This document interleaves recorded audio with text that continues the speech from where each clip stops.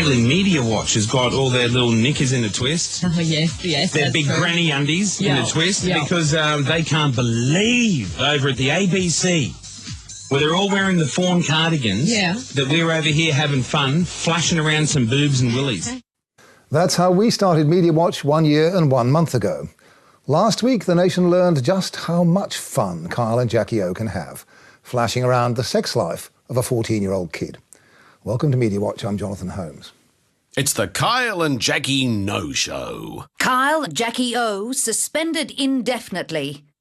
Those headlines are wrong, said the owners of Today FM, Oz Stereo, this morning. The Kyle and Jackie O show hasn't been suspended, it's in recess. Makes all the difference, doesn't it? And it will stay in recess Until we have completed an across-the-networks review of the principles and protocols of our interaction with our audience.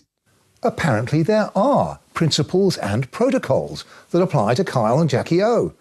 Well, you certainly wouldn't have guessed that from last Wednesday's performance. It's worth reminding ourselves of how the show led up to the now notorious lie detector test. Kyle and Jackie discussed the 14-year-old extensively behind her back with her extraordinary mother.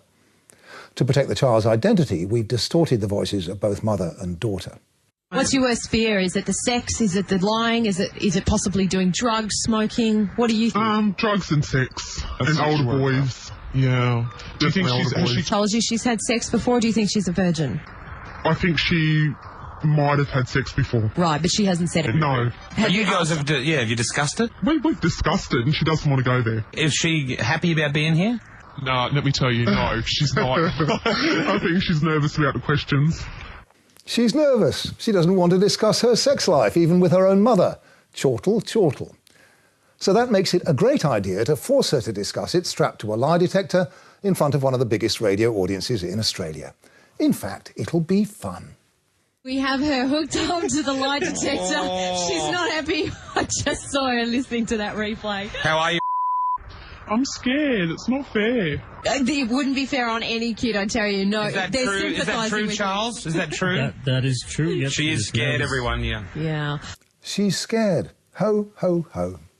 And so despite all the flashing red lights and screaming alarms, Kyle and Jackie and the mother steam on towards the train wreck. Yeah. Okay, what's your next question, Mum? Okay, have you had sex?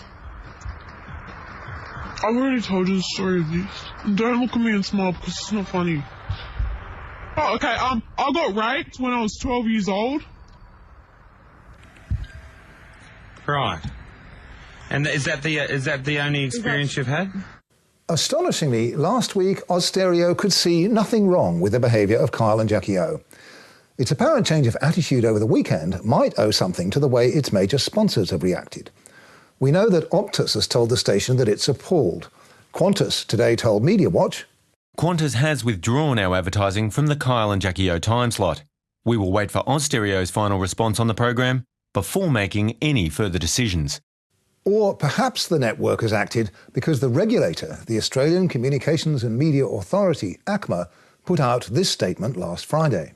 The ACMA will consider very carefully the actions taken by the licensee to address the concerns of the community about this incident before considering formally whether to launch its own investigation. It's very rare that ACMA even threatens to investigate a licensee on its own initiative. The most obvious line of inquiry, it says, is to ask whether the programme met this clause of the Commercial Radio Codes of Practice. All programme content must meet contemporary standards of decency, having regard to the likely characteristics of the audience of the licensee's service. Well, that's exactly what Media Watch asked last year.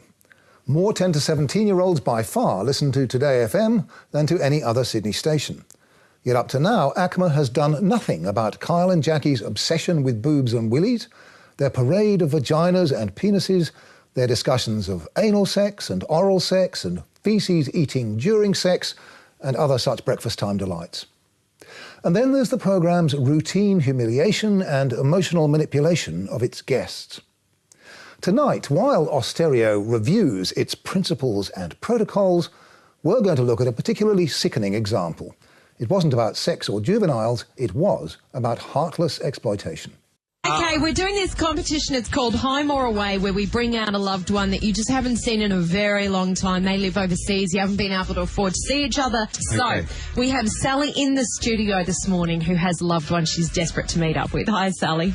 Hi, Jackie. Hi, Kyle. Hi, Dal. How are you? I'm good. So who is this family member that you really want to see? My niece, Dana. Sally's real name is Savette Chorn. Today FM said that name was too complicated for their listeners, so they foisted the name Sally on her. Savette and her parents were refugees from Pol Pot's vicious regime in Cambodia. Back in 1986, her older married sister was granted permission to go to the United States. They haven't seen each other since. Desperate to meet her sister's kids for the first time, Savette entered the Home or Away competition. Today FM agreed to fly her 19-year-old niece, Dana, from California. But on the day before she was due to board her flight, Dana and Savette were told on air about the twist that Kyle and Jackie O had built into the competition. So you are going to be flown over, Dana. That's the good news, right? The twist here is when Dana flies over, Sally, we're going to put her on Monday morning behind a door, but there are going to be two other doors. Behind the second door will be Jeff, the newsreader. Behind the third, Joey, an American actor pretending to be a sex-mad backpacker. Now, if you don't pick the right door, if Dana's not the door you pick, Dana flies straight home. No meeting. So she flies over here 15 hours. She stands behind the door. If you pick the wrong door, Dana gets back on the plane, flies home 15 hours. Good twist, eh? On air, they asked Dana if she wanted to pull out. Off air beforehand, Dana says she was told, "Once we've booked the flight, you can't back out. If you agree to this, your name's on the ticket. It's a commitment." So Dana boarded her plane, and Savette stewed all weekend in a fever of anxiety. Even after Dana landed in Sydney, Savette was told she couldn't contact her. A producer told Savette that they had ways to find out if I did, and if you do, we'll pull the plug on this straight away and you won't be able to see her. These are real people with real emotions.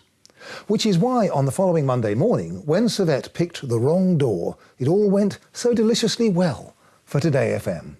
So you picked door number 2. Mm-hmm. On the count of 3. 1, 2, 3. No! Dana was distraught. As well as a brief video, Today FM provides a gallery on its website where you can revel in the women's desperation. They're separated by a soundproof glass screen. Flying back to America and not even seeing you at all. Oh, you can see each other through the glass. That's terrible. This is really bad, Kyle and Jackie. I'm not going back to America. I'm not going until I see you. She's so upset. I'm not going back. It's horrible. You can't do this. I'm not leaving. I'm not going. You can't do this. It's our first time we've ever met each other. After another whole minute of tears and pleading, it's time for an ad break. And then the news, and then the traffic, and then the weather, and then some listeners' calls. For the women, 8 interminable minutes, during which, Dana told Media Watch, a producer called Chrissy was with her in her soundproof booth. Chrissy said, "I'm so sorry, I'm so sorry. I thought, this is real. I'm going to be sent home." She said, "Maybe if you beg more to Kyle and seem desperate, then maybe they'll let you stay." And so, as the web gallery records, both women dutifully beg on their knees. I think Kyle, I'm on my knees. Let me stay, please. There's no need to get on your knees. Why is everyone blaming me as if this is my whole brainchild? Today, FM, let me stay, please. And the begging did the trick. I think you can stay. I'm sorry, crying women I can't handle. Come in here. Come on in. You're going to stay. That's the bit they're still showing on their website, the happy ending.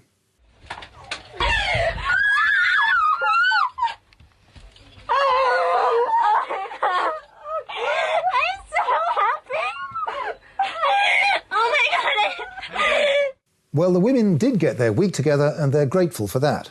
But they both know they've been exploited. Dana Van really thought she was going to be flown straight home. She told us, "It was a little bit cruel how they twisted the emotion and pretty much used me and my want to see my aunt for their radio show. I was a little shocked." A little bit cruel. Sheer sadism is closer to the mark. But last week, when one of his nasty stunts finally unravelled on him, Kyle Sandilands whinged. I've certainly pissed off a lot of journos over the years, but I'm sad that they're using the rape of a 12-year-old girl to have a go at me.